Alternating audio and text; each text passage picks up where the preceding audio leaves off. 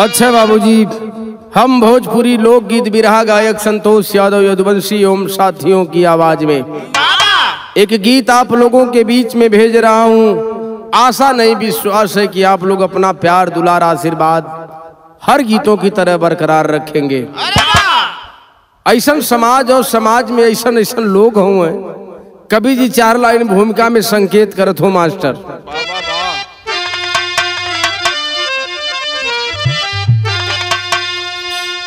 दोस्त दुश्मन बने उसमें शंका नहीं,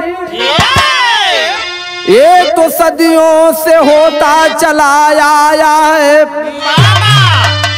बन के अपना बेगाना बना इश्क में, नेक नियत को खोता चला आया है। जब सुरा सुंदरी दिल पे काबू करे, अरे प्रेम में उसके रोता चलाया आया है। वह समझ ही सकाना गया मैं कहाँ, अपने मंजिल पे रोता चलाया आया है।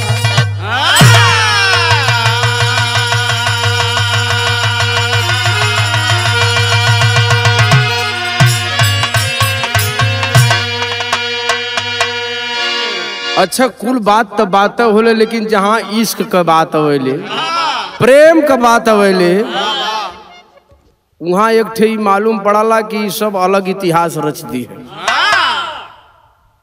प्यार तो तमाम लोग कैलन, लेकिन देखा प्यार करे वाले कत्तो कत्तो बड़ा बढ़िया काम भी कर जालन। कहीं कहीं मराए जान। हाँ, तो वही से एक ठे कव्वाली का गीत कवि जी लिखत हूँ भैया।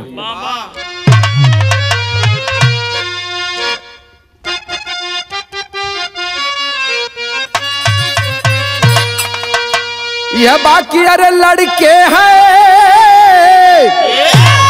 अरे लड़के हैं मोहल्ले के शैतान मेरी लैला।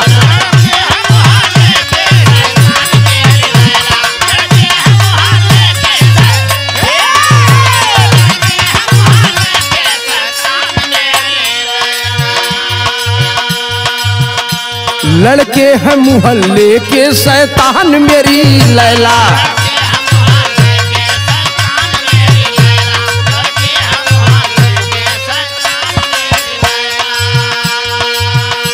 लड़के हैं मोहल्ले के शैतान मेरी लैला। तू इनसे बचा, तू इनसे बचा अपनी दुकान मेरी लैला। तू इनसे बचा अपनी दुकान मेरी लैला।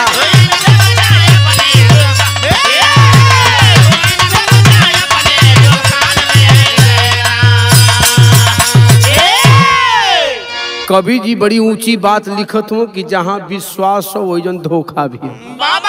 कत्तो कत्तो जहाँ धोखा होला वही जन विश्वास भी हो जाए।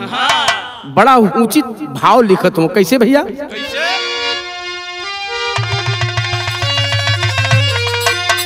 अरे विश्वास में,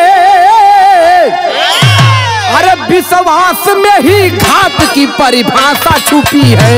विश्वास में ही घात की परिभाषा।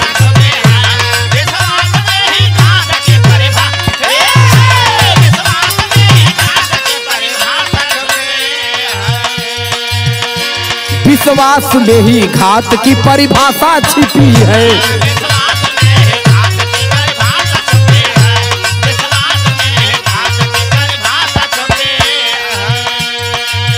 अरे विश्वास में ही घात की परिभाषा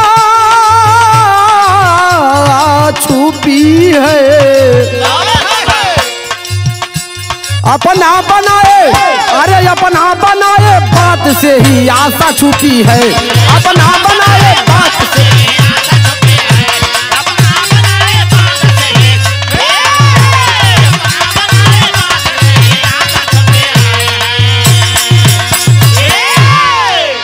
अपना बनाए बात से ही आशा छुपी है। कवि जी यही से बिरहा के कहानी का शुरुआत लिखत हूँ मास्टरवा।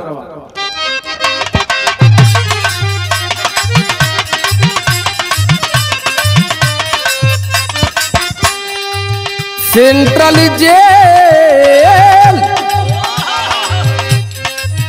सेंट्रल जेल के कैदी को सजा फांसी है, नाम था अर्जुन उसे तनिक ना उदासी है।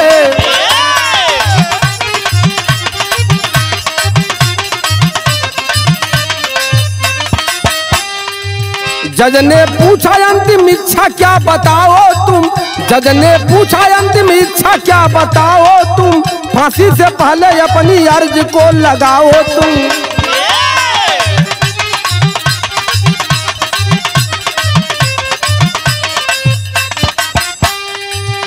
सेंट्रल जेल में एक कैदी हो, जौने कैदी का नाम अर्जुन हो। अर्जुन के कौनो आरोप में फांसी का सजा हो गई सेंट्रल जेल में। जब सेंट्रल जेल में फांसी का सजा हो गई तो जज साहब ने कोर्ट में पूछा कि अर्जुन तुम्हारी आखिरी इच्छा क्या है? 2-4 रोज में अब तुम्हें फांसी हो जाएगी। तब अर्जुन ने बात कहला, क्या कहला भैया? अर्जुन कहा कि साहब देरी ना लगाऊंगा, अर्जुन कहा कि साहब देरी ना लगाऊंगा, सुहाग रात जेल अंदर मैं मनाऊंगा।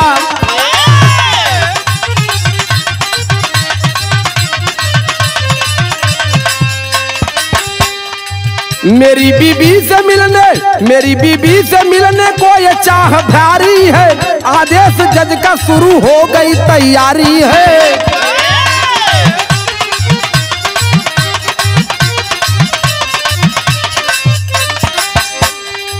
कैदी अर्जुन के बैरक की हुई सफाई है, कैदी अर्जुन के बैरक की हुई सफाई है, जेलर सुरक्षा की करने लगे अगुवाई है।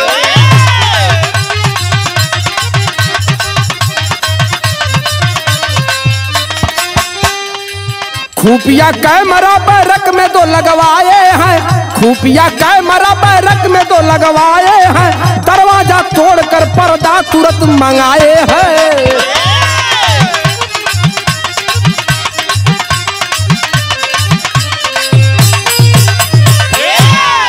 ए भैया, वो अर्जुन के फांसी का सजा जज साहब कोर्ट में सुना दहलन। कलन अर्जुन अपनी आखिरी इच्छा बता दो, का इच्छा हो 2-3 दिन के अंदर तो के फांसी हो जाएगी। अर्जुन कहला कि साहब अगर आखिरी इच्छा पूछत हुआ तो हमारी एक इच्छा हो। कहला कि ढेर दिन से बंदो कैले होगा, काफी दिन भी हो गए,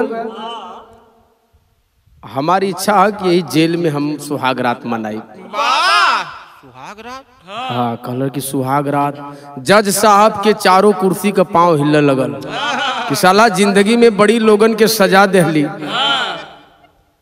क्यों माई से मिले के बात कैले हुई, क्यों बाबू से मिले के बात कैले हुई, क्यों लड़की से मिले के बात कैले हुई, लेकिन साला इस सुहाग रात वाला केस पहली हो।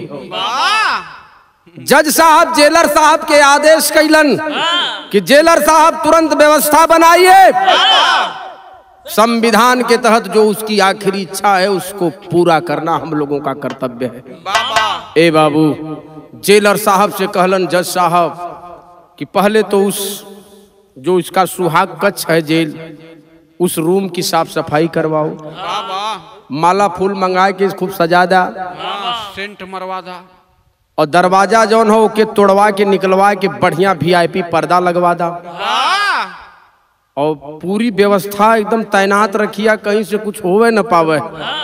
ऐसा न हो कि सुहाग रात मनावे में सारे ही दोनों फांसी लगा के मर जाए।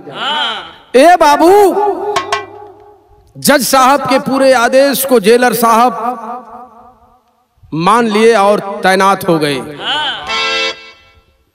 अर्जुन कैदी के लेके जेलर साहब गईलन जेल के अंदर, तैयारी होते हो, और जब तैयारी होते बाबू तो हर भैल का बिरहा में एक गीत लग गई भैया। कोरी का तरिया सासू दाई यहाँ जमावेलिन, अरे अमृत नहावेली जो रनवा राधा हो काधा मन मोह है।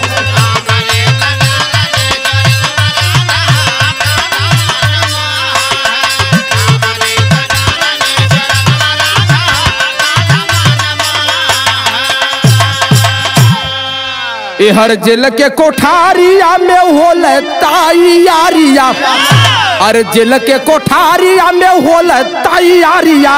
अब मनवा में कह रही गुननवा गोरी हो जो हंसा जना हमार।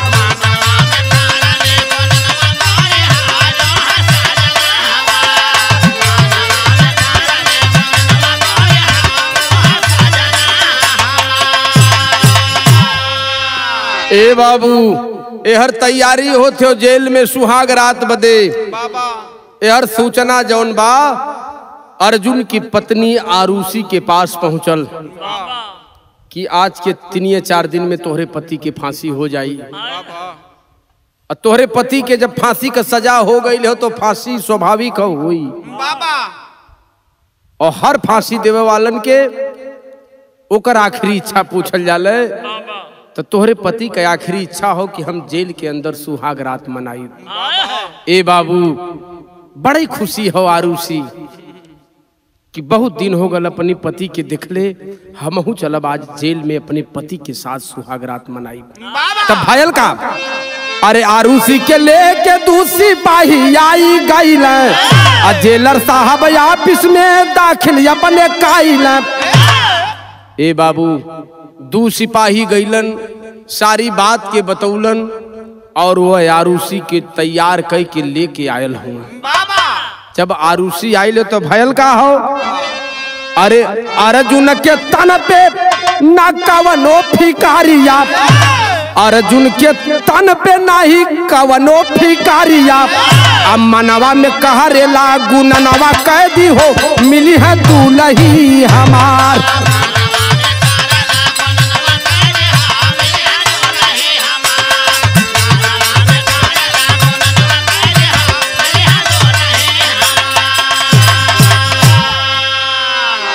एहर यह अर्जुन कैदियों बहुत खुश हो बाबा। देखत हो कि चुन्ना पेंट कुल कलर बिलर होत हो, माली आयल हो, माला फूल से पूरा सजावत हो रूम के। एहर जौन बा की जौने कच्छ में सुहाग रात मनावे के हो वो हमें जौन हो दरवाजा निकाल के बढ़िया पर्दा लगत हो।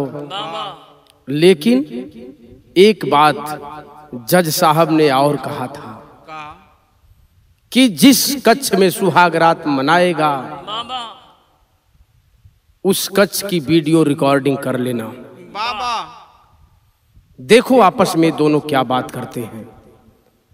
जेलर साहब 2 गो खुफिया कैमरा लगौलन बाबू वही कच्छ में।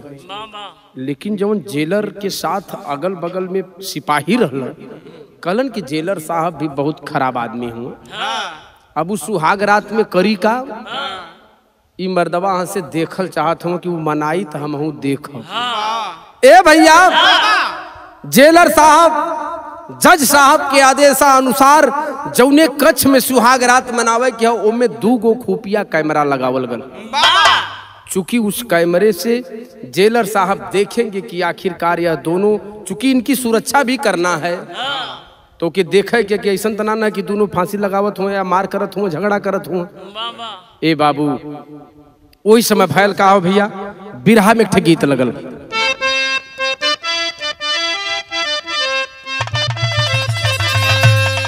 यह गीत बाकी भैया गोकुल हो, अरे भैया गोकुल हो नैहर केतना बदूर भैया गोकुल।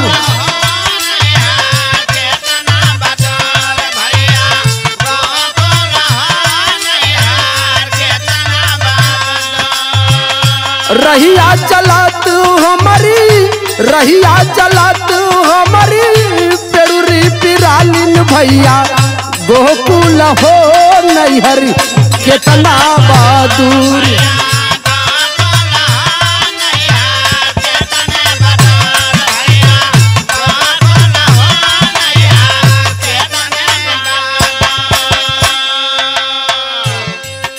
पूरा सज बज गल हो बाबू कच्छ, सुहाग कच्छ सज गल हो।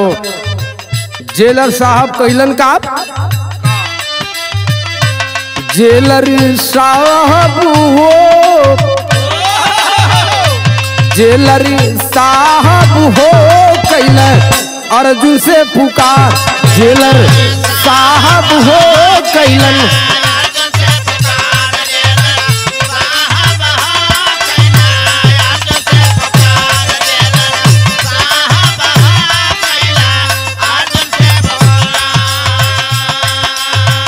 एक 143 नंबर 143 नंबर कैदी तैयार, जेलर साहब हो कैले अर्जुन से पुकार।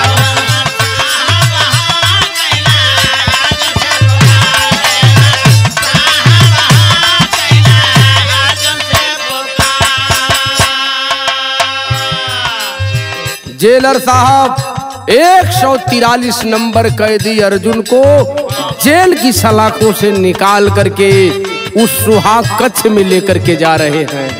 अयहर वो आरूसी के जौन सिपाही लेके आयल हो उके हो रामलाल सिपाही साथे, रामलाल सिपाही साथे आरूसिया गईली।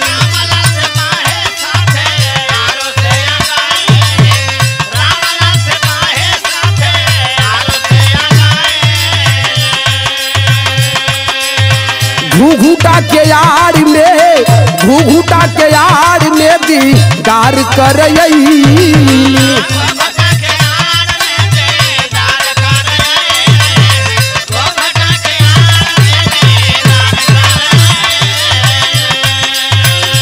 ए भैया लोग, बाबू लोग, चाचा लोग, रामलाल सिपाही जो आरूसी को लेकर के आया था उसके घर से, रामलाल सिपाही आरूसी से कहला कि आरूसी चलो, अब तुम्हारा सुहाग कक्ष, तुम्हारे पति का जो सुहाग कक्ष तैयार हो गया है, तुम्हारा पति अब सुहाग कक्ष में प्रवेश कर गया है। जेलर साहब लेकर के गए और तुम भी चलो रामलालो आरूसी के लेके बाबू, और जो अपनी परंपरा है, अपने माटी के हिसाब से जो संस्कार होला वह आरूसी घूंघट में बाबू जा रही है उस अपने पति के साथ सुहाग रात मनाने जेल के अंदर।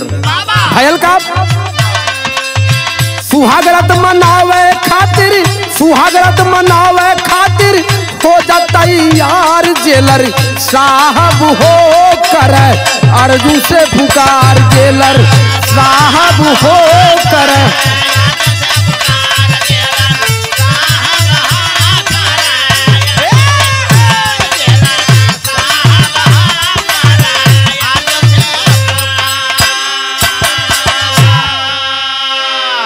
वह कैदी 143 नंबर कैदी अर्जुन बाबू सुहाग कक्ष के सेज पर बैठल हो बाबा। तबले ही ओकर धर्म पत्नी वो आरूसी भी पहुंचल। जब दोनों पति पत्नी का मिलन होत हो, यहर जेलर साहब वो खुफिया कैमरा से देखत हुए। का देखलन भैया? अरे खुफिया कैमरा से जेलरी देखा सुहाग रात के खेल, अर्जुन आयुषी के भैले जब बैरक बीचे मेल।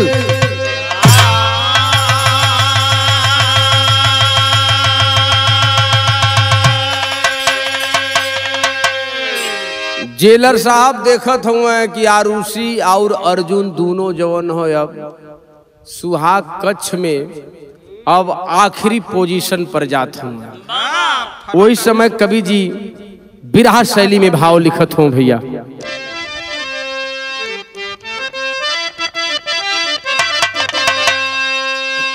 तमाशा तमाशा शुरू जेल में भइल, आई तमाशा शुरू जेल हो, तमाशा शुरू जेल में भइल। स्वाति पानी पाया आज पपीहा प्यासा, यारे हो प्यासा, यारे हो प्यासा। स्वाति पानी पाया आज पपीहा प्यासा, तमाशा शुरू जेल में भइल। जेलर साहब देखत हुए कि घूंघट उठावत हो अर्जुनवा, फराटा चलाई। अब एकरे बाद जौन हो ई देखत हुए जेलर साहब की ओकरे चेहरा के सहलावत हो, ओकरी बाह के पकड़त हो। जेलर साहब वही कुर्सी पर से देख के छपतियात हुए। लेकिन कवि जी वही समय लिखत हुए, का लिखलन भैया?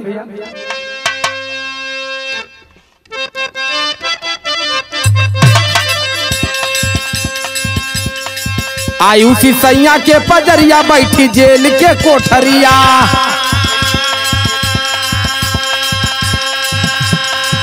वॉइस रिकॉर्डिंग तैयारिया जेलर देखा जमी के। दोनों कर मसकरिया फिर शुरू मारा मरिया।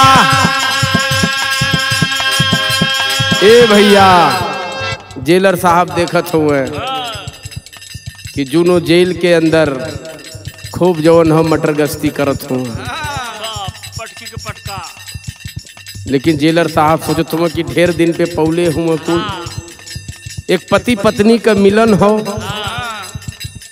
उनमें ज्यादा हमन के इंटरफेयर कैले के जरूरत ना हो। लेकिन जब जेलर साहब इहो देखत हुए का दोनों कर मसकरिया फिर शुरू मारा मरिया।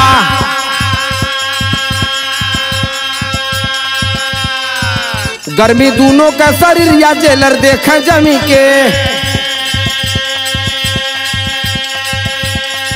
आयुषी धरा है कमरिया कैसे सीने पे सवरिया। त चापा अपने या कवरिया जेलर देखा जमी के।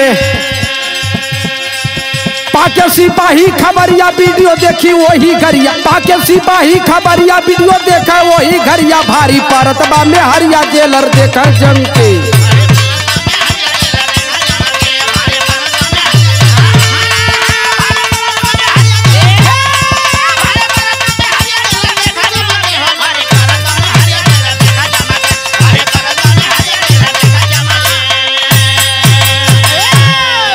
ए बाबू जेलर साहब वीडियो से देखत हो कि एक बार वो करे सिनेमा पे चढ़त हो, एक बार वो चढ़त हो।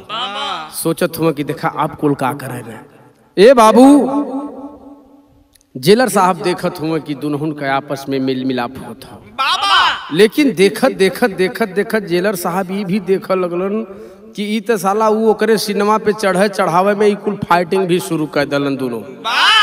जेलर साहब कहलन यार कि ई कौन सुहाग रात कुल मनावत हुआ, गद्दा वाली है। ए बाबू जेलर साहब तुरंत कैलन का जेलर साहब दूठ सिपाहीन के बोला के कहलन सुना रामलाल रामलाल अलन। हाँ सर। अरे कहलन जा नहीं तब वहाँ जौन सुहाग रात रहल है अब दूसरे रूप में तब्दील हो गई हो। वो ओकरे सीना पे चढ़त हो, वो ओकरे सीना पे तो सब अखाड़ा बना दहलन सुहाग कच्छ के। वही समय भैल का बिरहा में ठे गीत लगल भैया।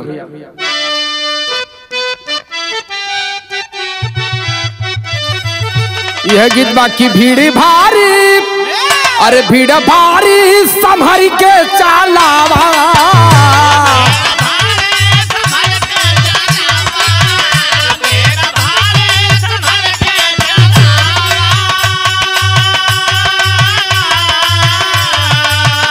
दाए बाए नजरिया घुमावा,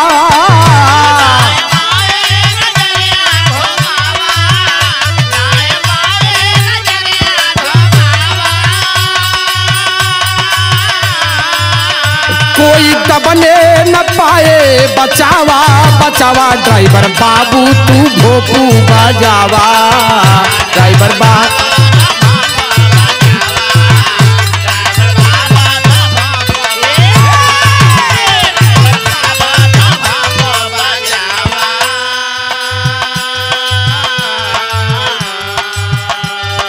ए बाबू जेलर साहब सिपाहीन के बोलौलन और दोनों सिपाहीन के बोला के एक बात कहलन का जेलर कहाँ है,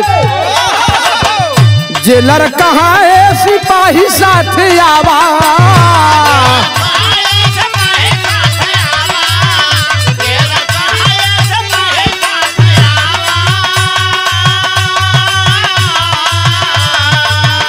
चल के यार अर्जुन का जनवा बचावा,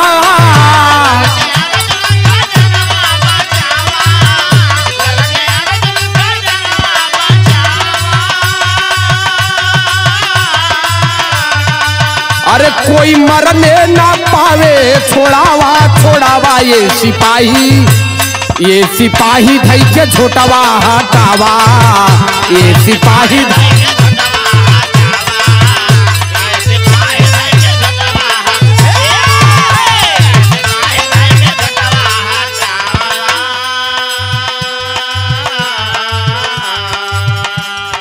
जेलर साहब के आदेशानुसार 2 गो सिपाही अइलन। सर क्या बात है? कहलन यार सुहाग कक्ष में जाओ, अर्जुन और आरुषि दोनों आपस में लड़ाई झगड़ा कर रहे हैं। कैसे मालूम साहब? जेलर साहब कहलन हम कुल देखत हैला। जब पहुंचल हुए तो भैया आरुषि अर्जुन के पटक के वही सिनेमा पे चढ़ल हो, आई नीचे से हाफत हुए। हर सिपाही दोनों सोचत हुए कि कैसे जायल जा, लेकिन पर्दा हटाए के हो बाबू। जब अंदर रामलाल सिपाही और एक सिपाही जब घुसलन तो देखलन कि हकीकत में वो आरुषि अपने पति अर्जुन के मारत रहल सिनेमा पे चढ़ के। वही समय बाबू सिपाही जी आरुषि का यह झोटा यह जूरा पकड़ के खींचल हुए। और जब खिंचलन तब छोड़ले हो बाबू अर्जुन के। तब भयल का आयुषी के जेलर अपने ऑफिस में ले गई न।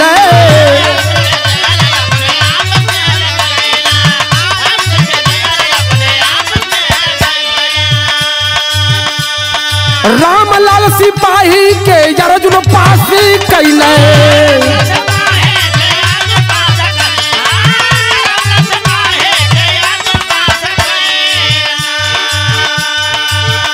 कौनो भेदवा ना हमसे छिपावा छिपावा मीत जान सारी। अरे मीत जान सारी बतिया बतावा मीत जान सारी।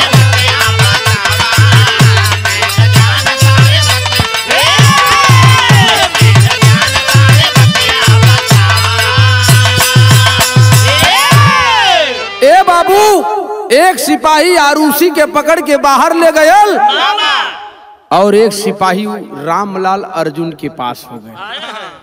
अर्जुन के पास जब रामलाल सिपाही हो गए तो कहलन कि भैया तो के फांसी होवे के तोहार आखिरी इच्छा रहल कि सुहाग रात मनाई बेतना हमन खर्चा बर्चा कह नौली है। मर्दवा हाथ से एको चक्कर तोहलन को फिल्म चलल ना।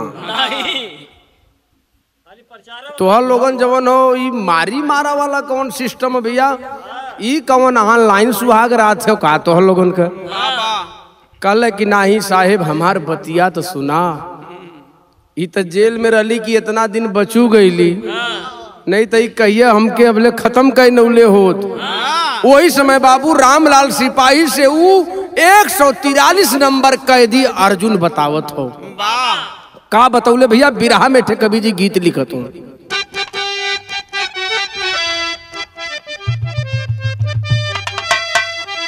यह गीत बाकी अरे हंसी हंसी पानावा अरे खियौले बेईमाना।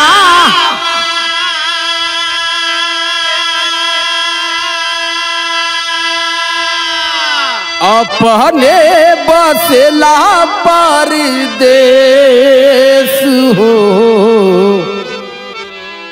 कोरी रे चुदारिया में दागिया लगाई गई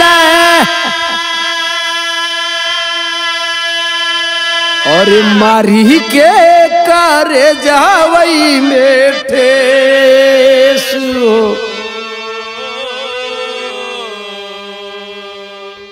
जब रामलाल सिपाही पूछे लगलन हो बाबू अर्जुन कैदी से कि मार काहे के कैला? अब मर्दवा मारो कैला तो तू मर्द हो के ओके पौला ना तरे हो गईला। कल साहब हम सोचली कि दूसर कुछ करी, लेकिन जब ये हमरे ऊपर भइल तो मारे शुरू कर दल। रोल बदल दल हो साहेब। तब बतावत हो का बतौले? अरे रोई रोई अर्जुन आप बीती के बतावे लगल।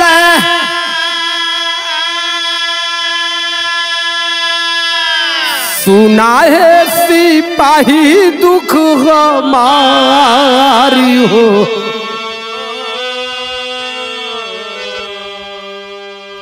जब पूछी देला हो सिपाही जी तो बात सुना कि विवाद ई लफड़ा ई झगड़ा काहे के भयल का बतावत हो बाबू कैदी अर्जुन गौआ वाला बिमल मोर संघातिया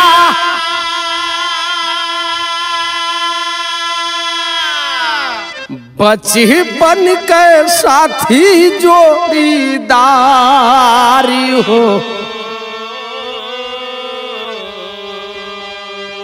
संग संग पढ़ाई लिखाई दोनों साथे कैली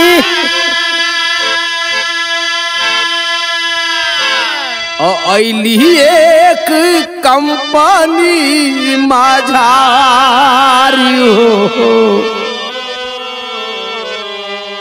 ए साहेब जब पूछत हुआ न तो हमरे गौवा में एक ठे हमार दोस्त हो जोने का नाम बिमल रहल बिमलवा का हमार बचपन में का दोस्ती रहलो साहब हमहन खाली रात हो तो अपने अपने घरे जाई नहीं तो साथ ही पढ़ल जा साथ ही खेलल जा साथ में कूदल जा हो साहेब इतनी दोस्ती हमार बिमल से रहल है साहेब कि हम बिमल जब पढ़ैया छोड़ली तो एक साथे छोड़ दे बिमल कहले कि चल रे अर्जुन चल जा कहीं कमाए ए साहेब हम और बिमल साथ में गईली एक ठे कंपनी में सभिन काम करे लगली कुछ दिन ले वहाँ कमायल गल फिर दोनों जने का राय बनल कि चला घरे दोनों जने घरे अली हो साहब हमार शादी भइल तो हमरे घरे आना जाना बिमल का कंटिन्यू रहल हमार दोस्त रहल बचपन को दोस्त हो साहेब बिमल आवे जाए बोले बतियावे हमहू से हमारी औरत आयुषी से भी लेकिन भयल का आयुषी में हरिया संग ए साहेब घुमाली भावारिया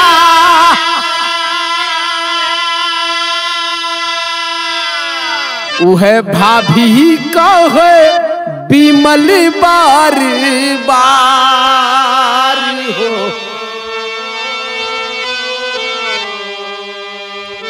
शादी भइल तो जब बिमल हमारे घरे अवर साहब तो बार बार भाभी भाभी कह के घरे बाहर भीतर आना जाना ओकर बनल रहल चूंकि आयुषी के भी पता रहल कि वो हमरे पति का दोस्त बा बिमल ए साहेब दोस्ती बरकरार रहल लेकिन एक दिन वो बिमल भयल का हो आयुषी और बिमल के बीच कुछ बात भइल जब बात भइल तो कभी जी बिरहा में एक ठे गीत लिख दलन भैया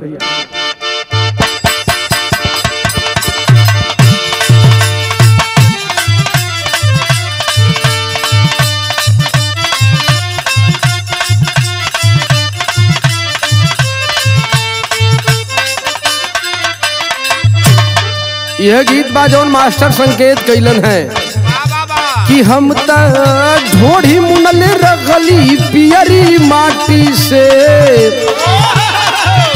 कि हम त ढोढ़ी मुनल रखली पियरी माटी से देवरा मुआ न खोदे काटी से कि हम त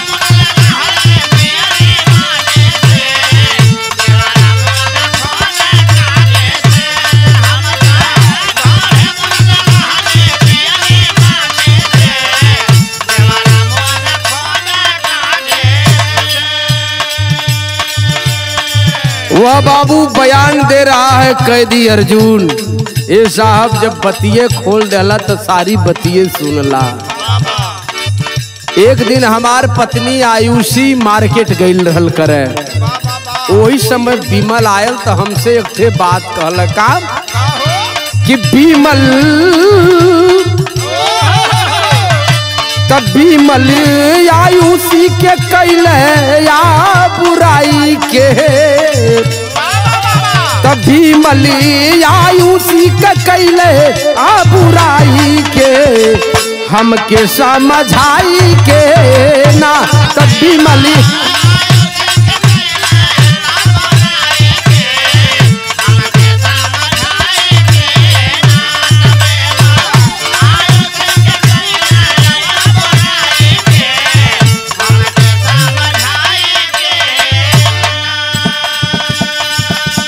ए साहेब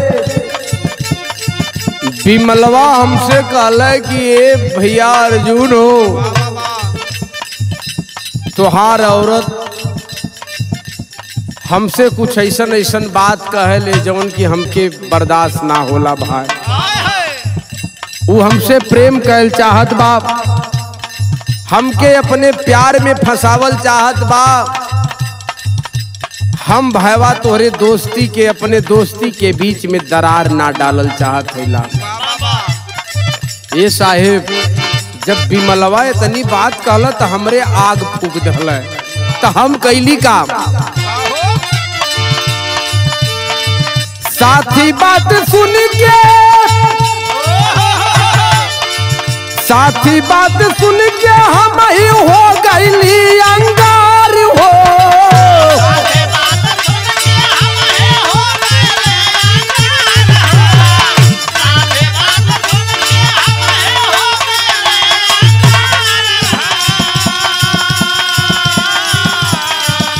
चाकुआ उठा के देहली, चाकुआ उठा के देहली मिटावई के मार हो।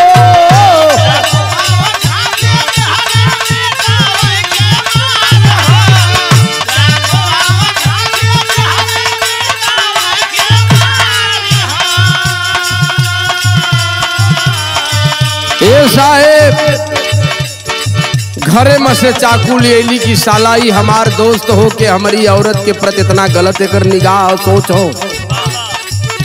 कहला कि भाई विमल ऐसन काहे के करले, कहले अर्जुन हम कुछ कैले ना हैला, बहन तुहार औरत हमसे बतावे ले, हमसे प्यार कैल चाहत हो भाईवा, तो तू दोस्त हुआ एकरे नाते बतावत हैला।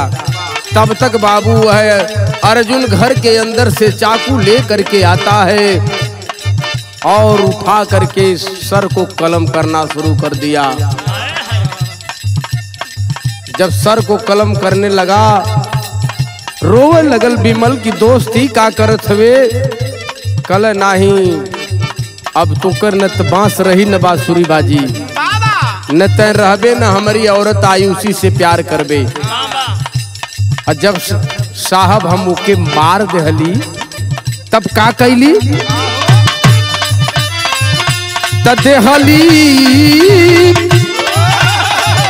तदेहली सूचना पुलिस ली आई उठाई के, कह समझाई के ना।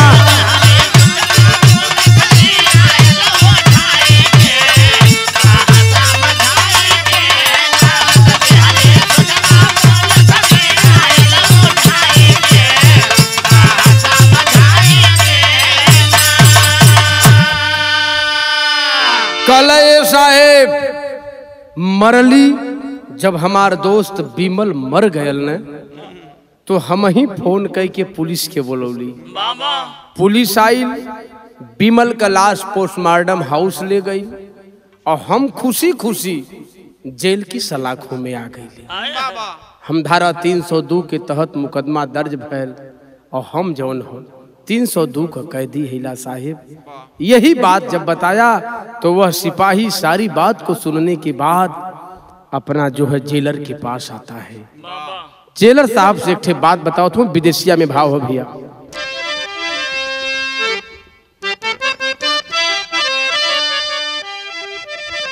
अरे मितवा के मरा ले कारण जब सिपाही सुनल, ऐसे जेलर पास जहवा अर्जुन कहे में हरिया।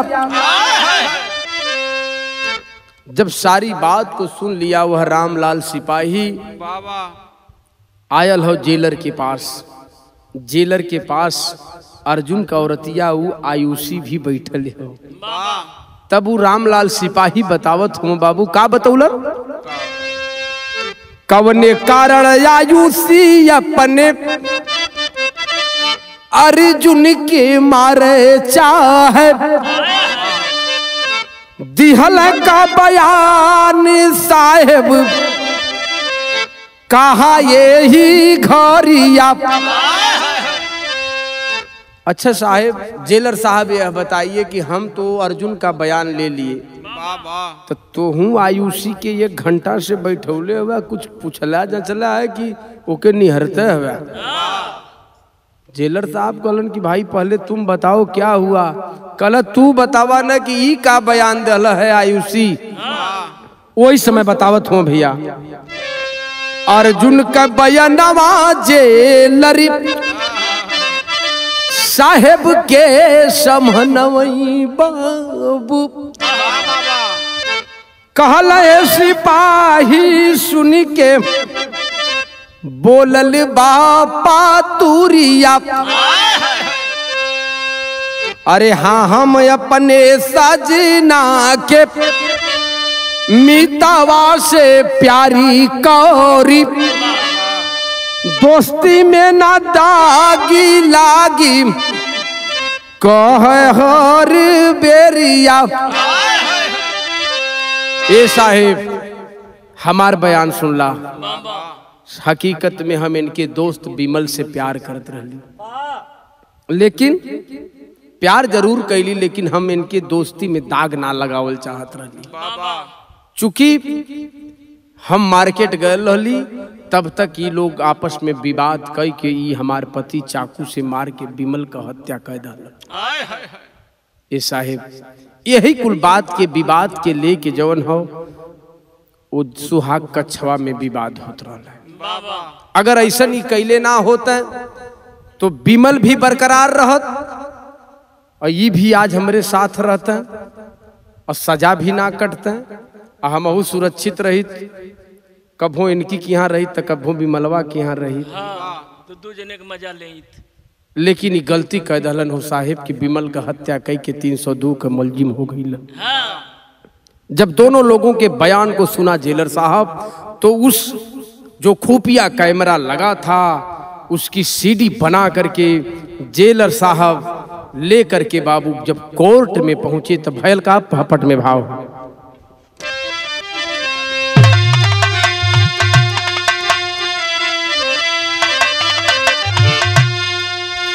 त्रिया चरित्र का दिहली जाल बिछाई कामवा हो गईल।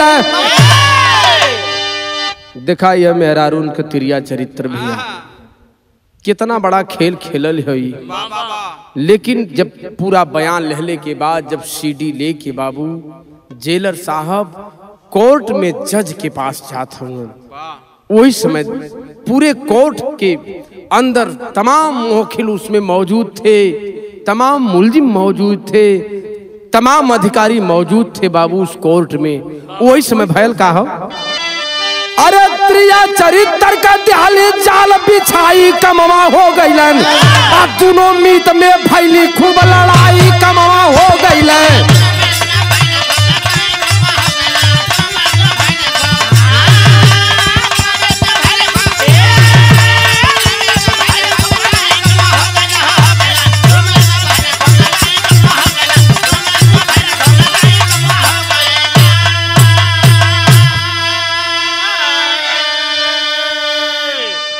जेलर साहब पूरे फोर्स के तैनात कई के बाबू अर्जुन के और ओकरी औरत आयुषी के लेके जाते वही गाड़ी में बैठल हुआ दोनों प्राणी। कहत है कि ये साहेब हम इनके बहुत मने कैली कि जाए दा वो तुहार संगी साथी हो, तनी 19-20 हो जाई तो कोनो दिक्कत तब ले लगन जवन है कि कत्ल करे।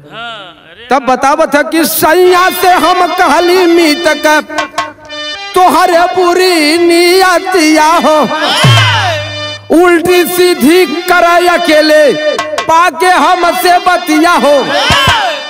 साहब कबो कुछ कैले ना हो, खाली अब बहन तो शुरुआत रहल या बतिये चलत रहल, हिम्मत ना पड़ो।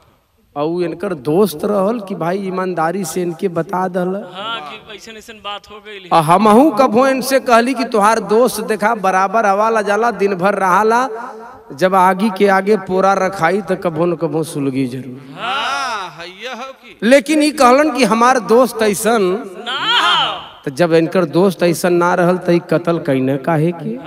तब बतावत का सफल योजना ले ली अपन बनाई कमावा हो गई ये कमरल दूसरा अब फांसी पाई कमावा हो गई।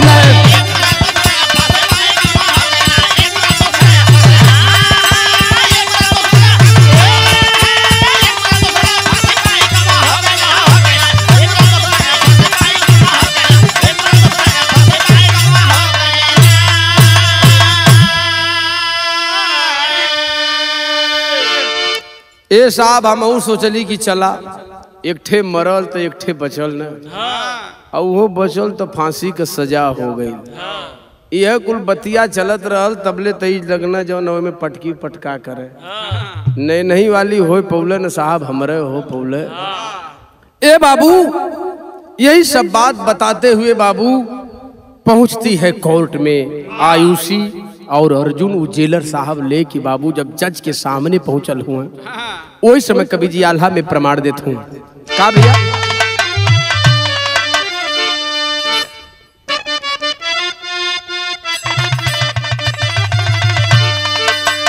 अरे आयुषी कहे साहब सुना मोरी बतिया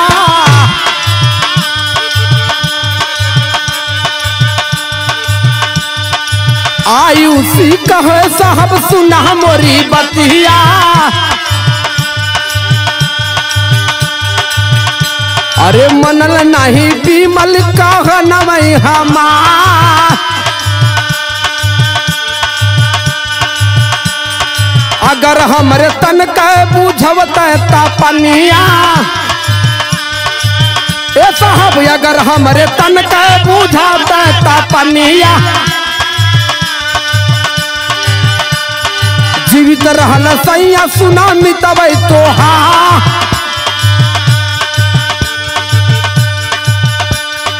अर्जुन कहे सारी बात जनली रे पपिनिया मितवा के साथ कैली धोखा बढ़िया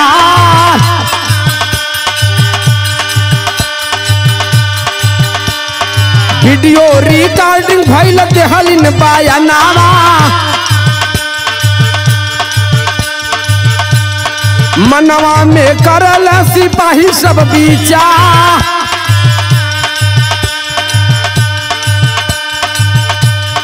आयुषी से पूछा काहे पहले ना बतावालू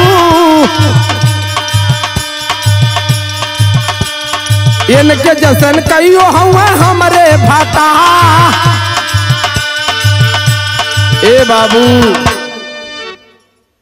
सारी बात को जेलर के सामने बयान दे रही है। वही कोर्ट में चूंकि जज साहब मौजूद ना हुए तब तक अपन बयान देते हो और रिकॉर्डिंग चालू हो।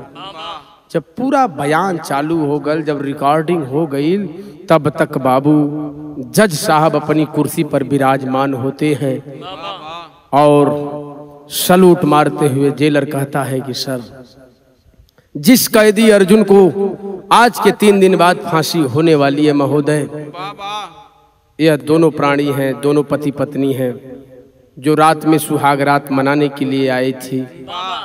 ये साहेब अब सारी बतिया आप सुन ला क्या बात है कलन के साहब यह रिकॉर्डिंग हो यही के सुन ला देख ला इनमें कुछ बतौले कहले का जरूरत ना हो। ए बाबू जेलर साहब वीडियो कॉलिंग से पूरा बयान दहलन जब बयान दहलन तब भैल का भैया सदर में आवा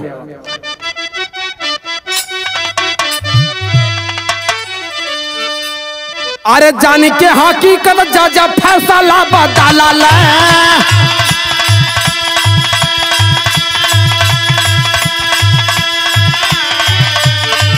अरे जान के हकीकत जज फैसला बदला ले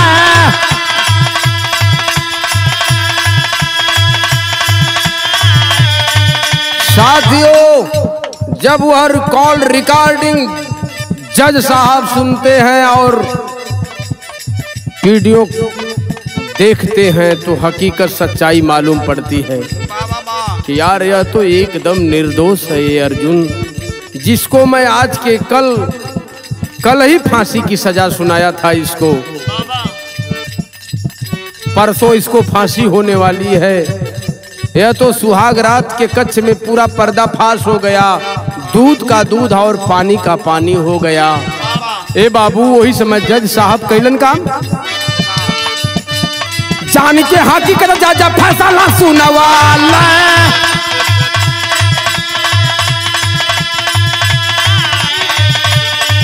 अरे गैली पपनिया तुरत जेलवई में डा,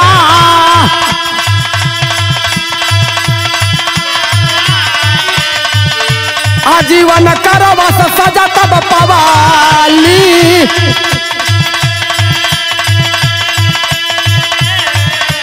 अर्जुन जीवन दान पाया न्याय का गुहा,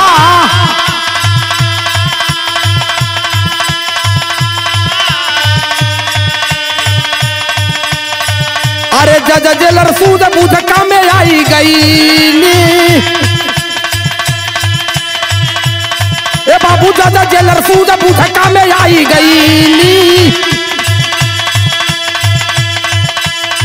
अरे पूरे कचहरी में मचा हाहाकार।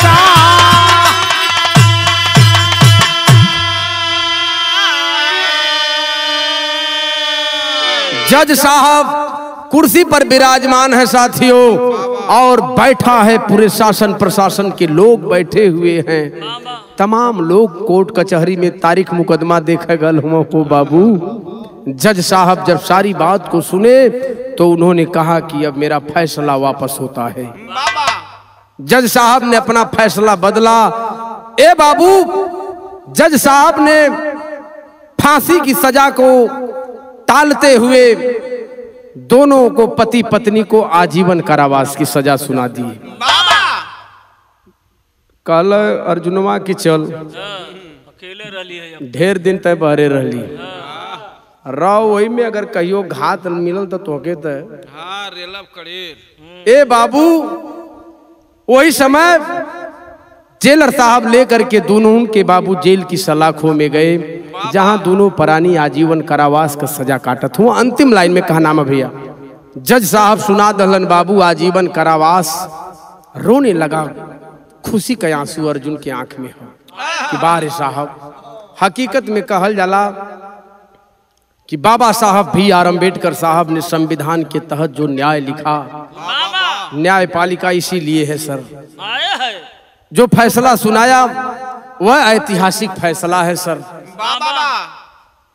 अगर सर मैं सुहाग रात नहीं मनाता और ये हमके उठाए के पटकत ना मारत ना, तो सच्चाई कहाँ से अब? दूध का दूध साहब पानी का पानी होगा। कहले बाबू अर्जुन का कहले,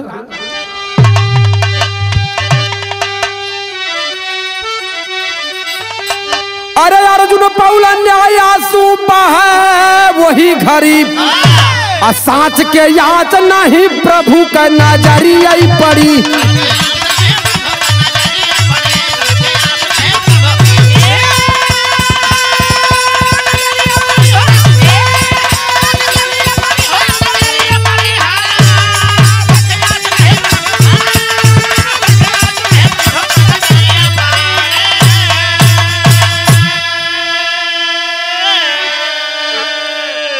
कवि जी लिखत हुए का लिखत हुआ कि ऐसी नारी किसी को नहीं ना देना मेरे भगवान, पति के साथ धोखा कैली बन जाती है वान, मान जा सबसे कर जोरिया नजरिया पड़ी।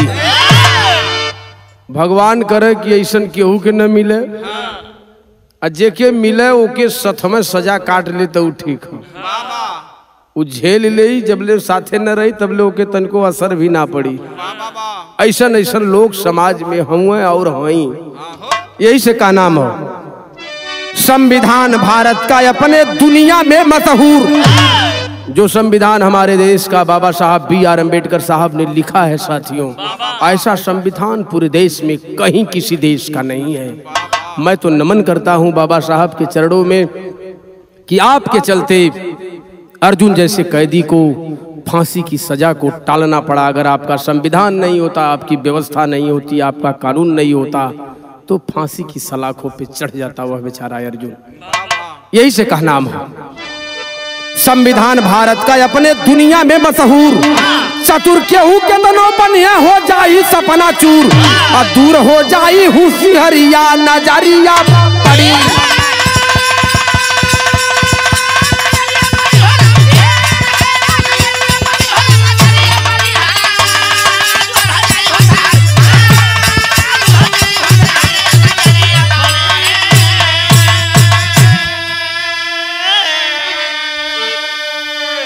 ढेर चतुर चलाकियों ना चल। देखा यह ढेर चतुर चलाकी चलावे में गत से सुहाग रात मनाए के चले होती तब बिहान भर घरे चली गई होती। लगनी पटक के कूटे और साथे सजा काटे लगली। दूध का दूध और पानी का पानी हो गल। कभी जी अंतिम लाइन में लिखत हो भैया। संत गुरु सतीराम आधार नटखटपति राम बताए सुखई दिनकर लाल जवाहर नारी को समझाए। तमाशा शुरू जेल में भइल संतोष दया राम कहिया ले रही निराशा। तमाशा शुरू जेल में भइल।